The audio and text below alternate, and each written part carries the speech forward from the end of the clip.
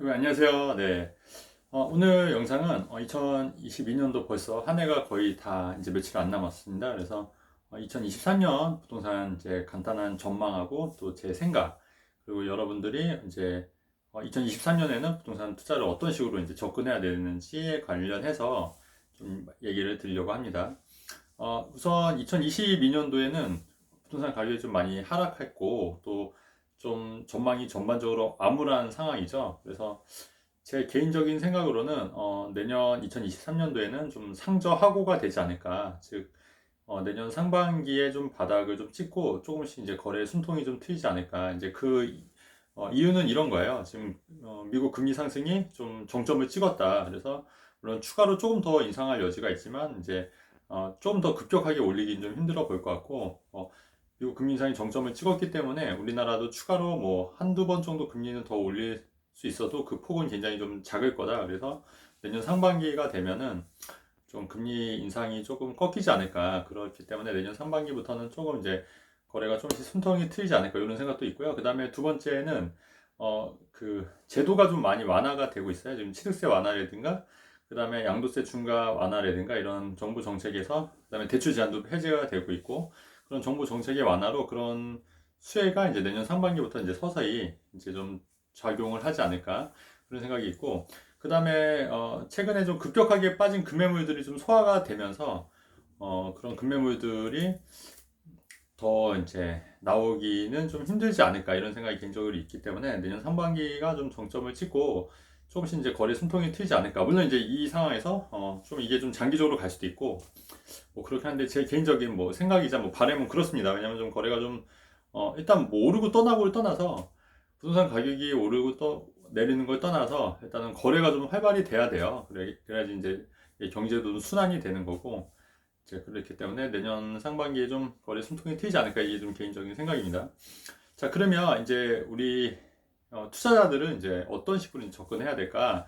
그래서 일단은 무주택자들은 이제 집 사기 굉장히 힘들잖아요. 근데 내년 상반기 정도, 그러니까 지금부터 내년 상반기로 해서 좀 급급매 물건을 좀 찾는 것도 괜찮지 않을까. 특히 그 무주택자 같은 경우에는 내년에 특례 보금자리 대출을 받을 수가 있어요. 그래서 최대 80%까지 고정금리로 대출을 받을 수 있기 때문에 요즘 같은 금리 인상 시기에 굉장히 큰 특혜거든요. 거기다가 생애 최초 같은 경우는 또 취득세 감면도 되는 부분도 있기 때문에 무주택자들은 내년에 내 집 마련을 사는 시기로 적정할 것 같다. 왜냐하면 특례 보금자리 주택 대출을 활용하면은 좀 적은 돈으로 받아서 또 고정금리로 대출을 받으면 내 집 마련하는 데는 조금 제약이 없다. 더군다나 특례 보금자리 같은 경우에는 그 DSR도 적용이 안 되는 거니까 소득이 얼마에 관련 없이 대출이 한도가 다 나오기 때문에 특히 이제 자영업자 분들이나 이제 소득에 좀 이렇게 입증이 좀 불가능하셨던 분들 있잖아요. 그런 분들도 특례 보금자리 주택, 그러니까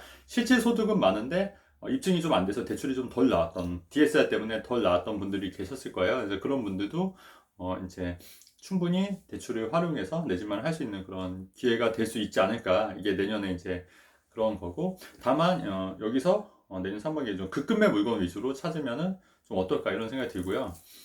그리고 이제 현재 1주택자들 같은 경우에는 내년 이제 2주택자 지금 이제 정부 지침이 이런 거죠. 그러니까 3주택부터 다주택으로 보겠다. 그래서 2주택까지는 다주택으로 보지 않겠다. 그래서 취득세도 조정적 2주택 하더라도 그냥 취득세도 일반 세율로 적용이 되는 거고, 그 다음에 종부세도 3주택부터 이제 중과를 하겠다. 종부세 중과를 하겠다. 그렇지 않고서는 종부세 2주택은 종부세 중과를 하지 않겠다. 이렇게 지금 방향이 잡힌 거예요. 그렇기 때문에 이제 1주택자는 한 주택을 더 늘리는 전략을 하는데 예전 같으면 이제 취득세 때문에 비조정적을 한 채 더 하는 전략이 더 괜찮았는데 지금은 이제 취득세가 이제 완화가 되면 이제 조정적 한 채를 더 하셔도 된다. 그래서 취득세에서 2주택으로 갈 수 있는 여지가 있다. 이렇게 생각을 하시면 될 것 같고 그래서 비조정적뿐만 아니라 조정적도 1주택자 같은 경우에 하나 더 조정적이 하나 더 하셔도 취득세 중과가 안 되기 때문에 이런 부분도 한번 고민을 해보셔야 된다. 이렇게 좀 말씀을 드리고 싶습니다. 그래서 지금 현재 1주택자들 같은 경우에는 제가 그동안 좀 이제 현금을 좀 많이 보유하신 분들도 꽤 계실 거예요. 그래서 그런 분들은 좀 이제 좀 많이 떨어진 지역 위주, 강남이나 뭐 또 우량한 입지에 내가 이제 나중이라도 입성하고 싶은 지역들이 있을 거 아닙니까? 이제 그런 지역들을 미리 사놓는 전략, 그 다음에 이런 데를 또 전세를 끼고 사는 전략, 이런 것도 저는 유효해 보인다고 생각을 합니다. 그래서 그런 지역들을 좀 금매 위주로 노려서 이렇게 가시면 좋을 것 같다는 생각이 들고요. 자, 그리고 이제 제가 볼 때는 3주택자, 4주택자, 이게 다주택자들이거든요. 그래서 다주택자들은 조금 보수적으로 가셔야 될 것 같아요. 그러니까 무슨 말이냐면은 지금 역전세가 좀 굉장히 좀 심각하고 실제로 역전세로 인해서 전세 가격이 많이 내려가고 있습니다. 그래서 금리가 많이 오르다 보니까 사람들이 이제 전세를 살 바에 그냥 월세 사겠다. 어차피 뭐 전세자금 대출 받아서 대출 내는 것보다 월세가 더 싸다. 이런 인식들이 강해서 오히려 이제 전세보다 월세를 더 선호하게 되고 있거든요. 그래서 지금 전세 갭투자, 특히 이제 여러 채를 갖고 있으신 분들은 이제 역전세에 대비해서 전세금이 뭐 빼줘야 되는 금액도 있기 때문에 그런 부분은 좀 대비를 하셔야 될 것 같아요. 그래서 지금 너무 많이 무리해서 투자하셨던 분들은 역전세에 대비해서 현금을 좀 많이 비축을 해야 된다. 여기서 뭔가 더 투자하기에는 좀 부담이 되지 않을까. 물론 이제 지금 다주택자들 같은 경우에는 그런 거 다 제하고도 현금이 있으신 분도 계시고, 또 다주택자들 중에서 그 대출을 안 받고 그냥 월세를 받으시는 다주택자들도 있어요. 그래서 그런 분들은 또 현금 여러 개 되시니까 뭐 추가로 내가 더 사겠다. 그러면 취득세가 물론 이제 완화가 돼서 12%는 아니고 이제 6%가 되긴 하지만, 그래도 내가 또 주택 구입을 하겠다. 현금이 있으신 분들은 그래서 그런 거 사서 이제 월세 받겠다 이러신 분들도 있겠지만, 대부분의 사람들이 이제 좀 빡빡하게 좀 많이 했을 거예요. 다주택자들 같은 경우에서 그런 부분도 있기 때문에, 또 여전세 대비해야 되기 때문에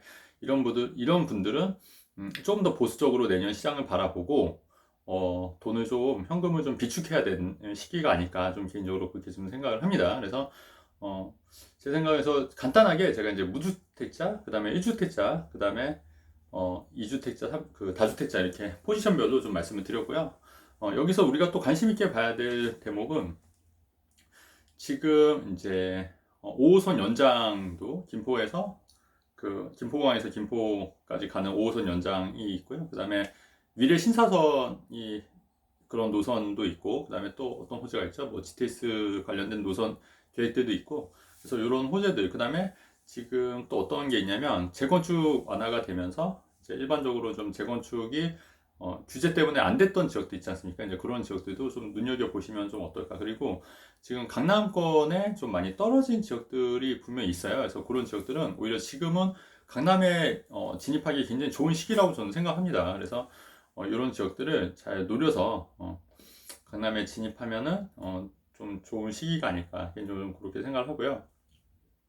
어, 과도하게 너무 그 집값 하락에 대해서 걱정을 해서 과도하게 아무것도 안 하는 것보다 자기 상황에 맞게, 자기 포지션에 맞게 내가 어떻게 움직여야 될까, 이 부분을 좀 같이 고민을 하시면 지금이 오히려 기회의 장이 될 수 있다고 생각하거든요. 그래서 지금 만약에 현금이 있으신 분들은 이럴 때 아니면 또 언제 사겠습니까? 그래서 물론 이제 좀 더 떨어질 수도 있지만 너무 타이밍을 재다 보면 오히려 그 좋은 기회를 놓치는 경우가 더 많이 있거든요. 그래서 제가 볼 때는 뭐 지금 시점에서 정말 급급매 이런 거는 지금 시점에서도 충분히 잡을만 하고, 또 그런 거를 노려서 들어간다고 하면은 정말 굉장히 좋은 기회를 잡을 수 있지 않을까, 개인적으로 좀 그렇게 생각하거든요. 그리고 이제 현금이 그렇게 많지 않으신 분들은 당연히 여기서 더 이제 벌리기보다는 지금 갖고 있는 거를 좀 매도를 하시거나 아니면 현금 비중을 좀 늘려서 또 다음 기회를 또 노리는 전략을 찾으시면 어떨까, 개인적으로 좀 그런 생각이 들어서